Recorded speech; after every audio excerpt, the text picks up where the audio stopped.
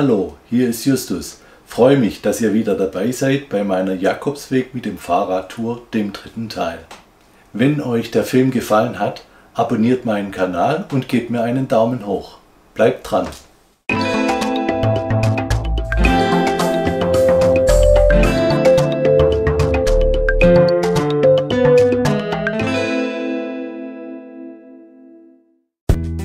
Heute fahren wir von Le Puy in der Mitte Frankreichs bis nach Caen, einer mittelalterlichen Ansiedlung mitten im Nirgendwo. Morgens früh um 7 gibt es für Pilger eine Aussegnungsmesse in der Kathedrale von Le Puy. Obwohl ich leider kein Französisch verstehe, tun die Worte gut und ich freue mich auf den weiteren Weg.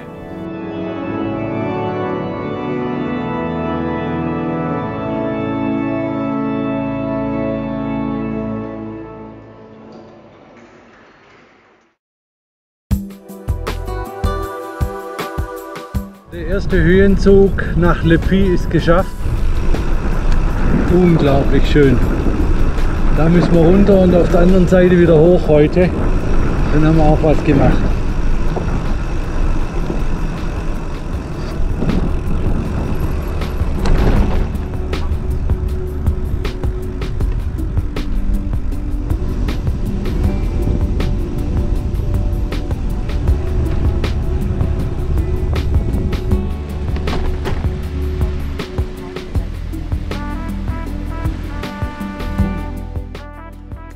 Der GR 65 und Jakobsweg läuft meistens parallel und sieht dann ungefähr so aus. Man kann hier eigentlich nur zu Fuß und nicht mit dem Fahrrad gehen. Aber parallel dazu läuft meistens eine kleine Straße und auf der kann man dann weiterfahren. Hier sehr steil, bis zu 15% Steigung. Naja, mal sehen, ob ich es schaffe.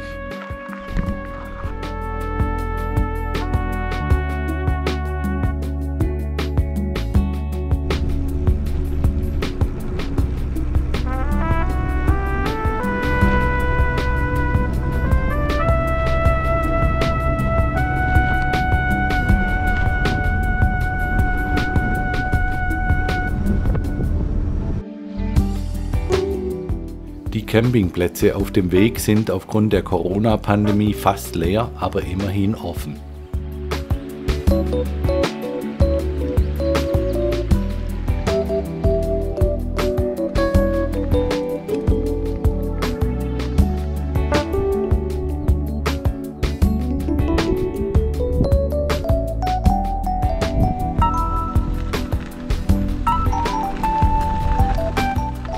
Der Jakobsweg ist nicht nur einfach ein historischer Weg, er ist Inspiration, Erfahrung und innere Erneuerung zugleich. Inspiration durch Landschaft, Natur, Wind und Wetter und Begegnungen mit Menschen, die auch auf dem Weg sind. Erfahrung durch Austesten der eigenen Grenzen, körperliche Herausforderung und der Akzeptanz unerwarteter Ereignisse. Innere Erneuerung. Reduziert durch die Herausforderung der Wegfindung und körperliche Aktivität der Fortbewegung hat man Zeit für Gedanken über das eigene Leben und das, was kommen mag. Ergänzt um Begegnungen mit Menschen, zuhören und erzählen und dann darüber nachdenken. Das verändert ein Leben, das verändert mein Leben. Macht dankbar, macht Mut, macht Freude. Ich glaube, da laufen wir lieber. Das ist jetzt ungewöhnlich für die Wegführung. Ja, müssen wir uns entscheiden, wo wir am besten rutschen.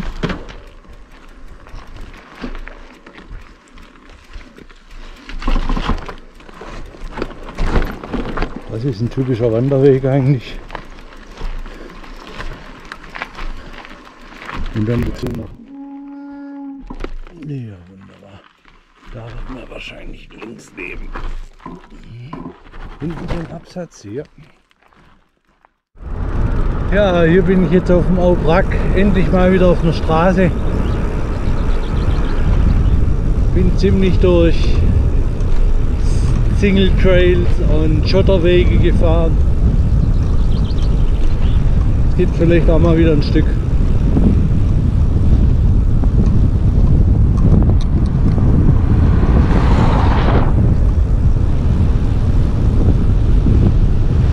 Aber wunderschön die Hochebene vom Aubrac. Wie weit.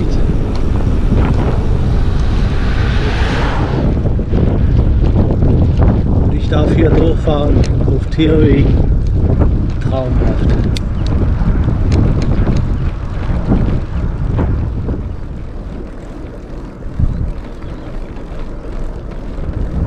Bei nächster Möglichkeit rechts.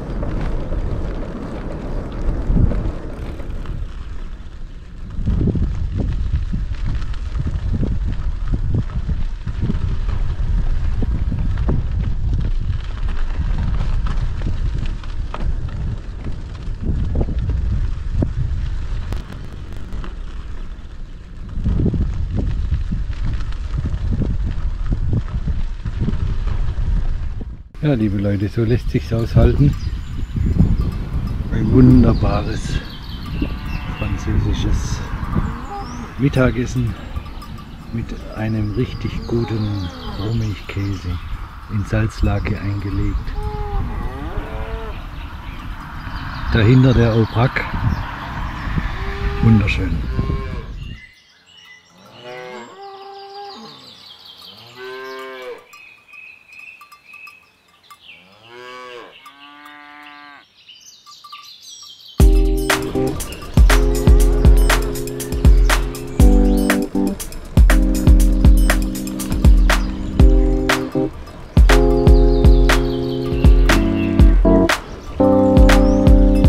Hier haben wir jetzt das Col de Aubrac geschafft.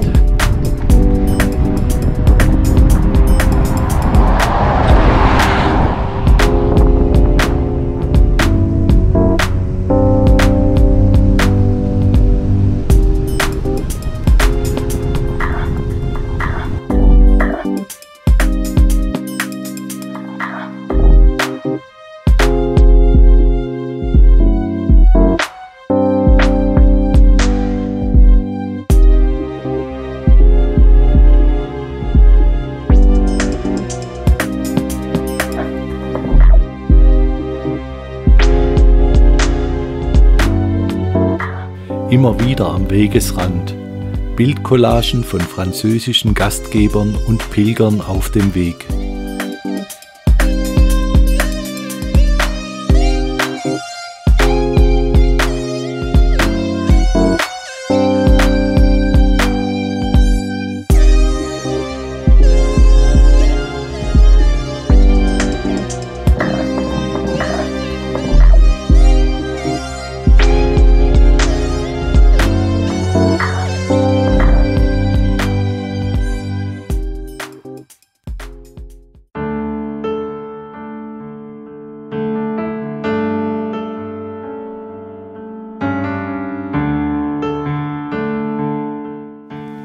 In einer Kirche begegne ich einem sehr traurigen Mann.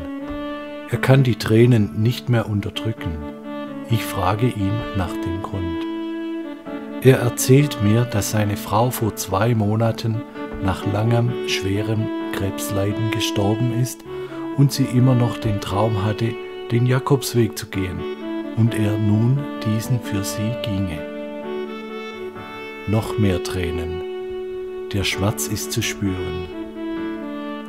Wie durch eine Eingebung sage ich ihm, er solle doch seiner Frau eine Chance geben. Erstaunt schaut er mich an. Seine Frau wolle bestimmt nicht, dass er traurig den Weg gehe, sondern in Dankbarkeit für die Zeit, die sie gemeinsam hatten. Er umarmt mich fest und freut sich über die neue Sichtweise. Wir gehen noch eine Stunde nebeneinander her und es ist zu spüren, dass er neuen Lebensmut gefasst hat. Es tut ihm gut, darüber zu reden und es tut mir gut, einen neuen Freund gefunden zu haben.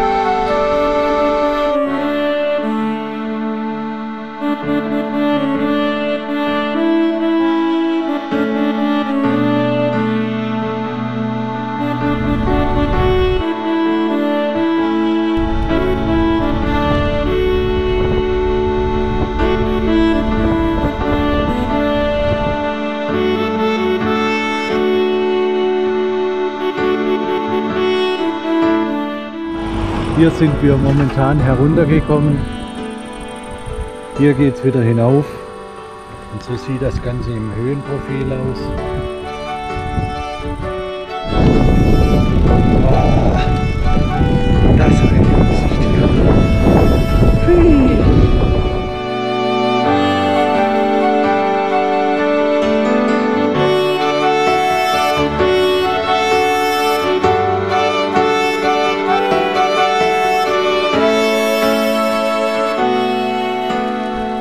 Ja, das letzte Stück hier wird noch richtig hart.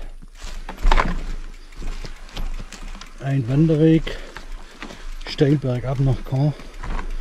Aber irgendwie ist das auch eine Herausforderung. Ich hoffe, dass nichts dazwischen liegt oder dass ich da noch mal rauf muss.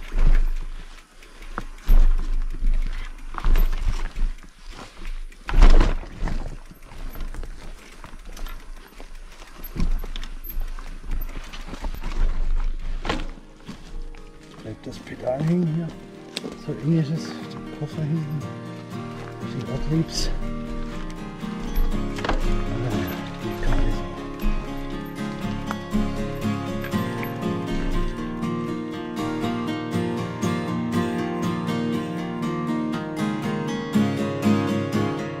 Caen, mitten in den Bergen, im Wald, im Nirgendwo taucht es auf. Das mittelalterliche Dorf, ohne Autos, Elektroleitungen, Antennen. Hier ist die Zeit stehen geblieben. Ich laufe wie verzaubert durch die Gassen hinunter zum Kloster und zur Kirche. Bekomme ich eine Unterkunft? Was wird mich hier wohl erwarten?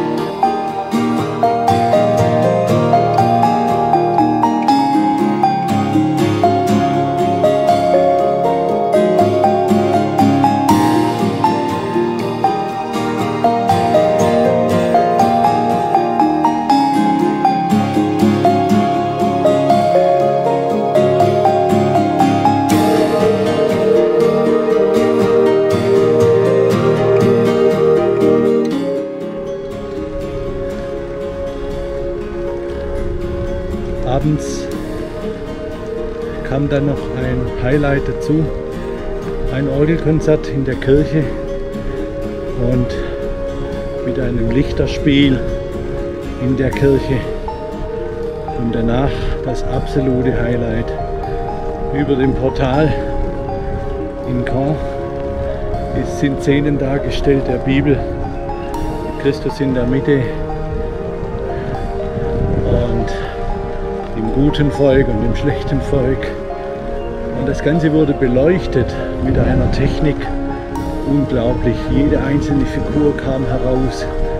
Es wurde ein Spiel zwischen den Kräften, dem Bösen und dem Guten gemacht.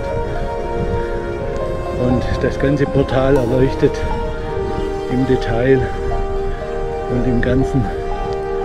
Ich bin immer noch total beeindruckt von diesem Schauspiel, das hier gemacht wurde.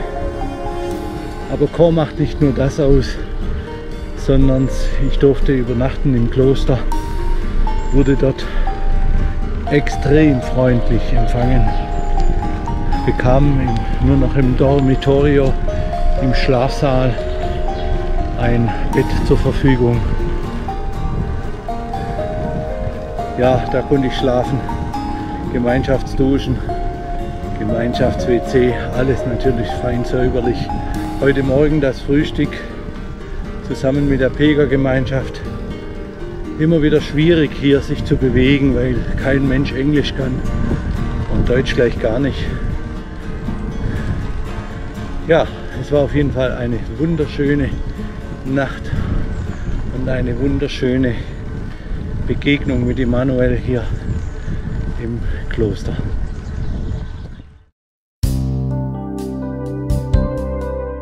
Am nächsten Morgen geht es früh weiter.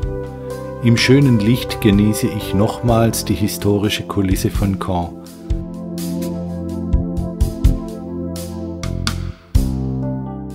Im vierten Teil meiner Jakobsweg mit dem Fahrradtour geht es durch das beeindruckende Lottal bis zur spanischen Grenze. Und wieder gibt es weitere unerwartete Highlights. Ihr dürft gespannt sein.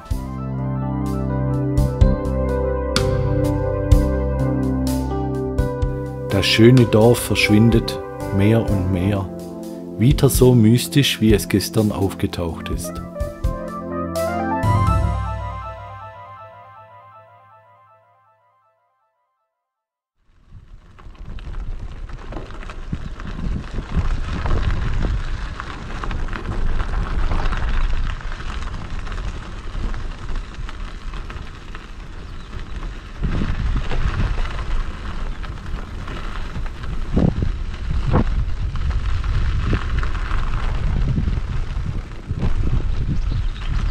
Auf dem Camino.